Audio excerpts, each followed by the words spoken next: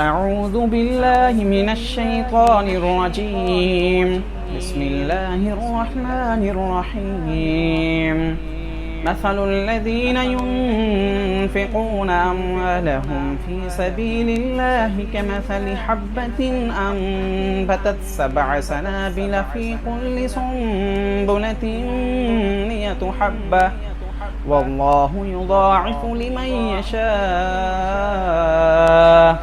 والله واسع عليم. الذين ينفقون أموالهم في سبيل الله ثم لا يتبعون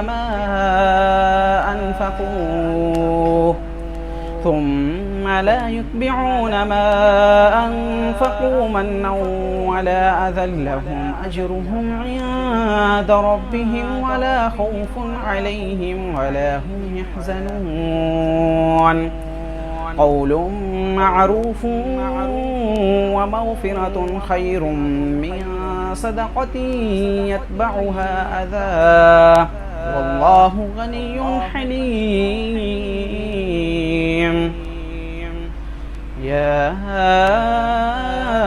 أيها الذين آمنوا لا تبطلوا صدقاتكم بالمن والأذى كالذي ينفق ماله رئاء الناس ولا يؤمن بالله واليوم الآخر فمثله كمثل صفوان عليه تراب فأصابه وابل فتركه صلدا لا يقدرون على شيء مما كسبوا والله لا يهدي القوم الكافرين.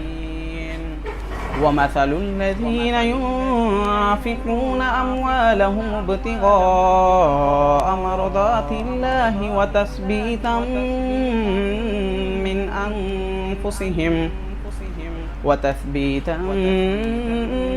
من أنفسهم كمثل جنة بربوة أصابها وابل فآتت أكلها ضعفين فإن لم يصبها وابل فطل والله بما تعملون بصير.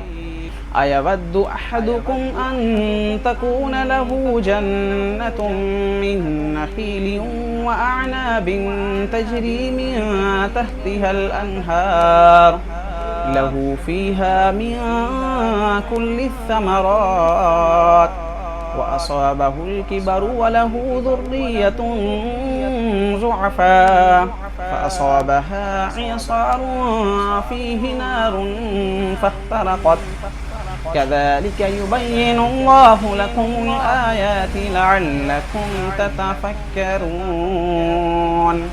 صدق الله العظيم.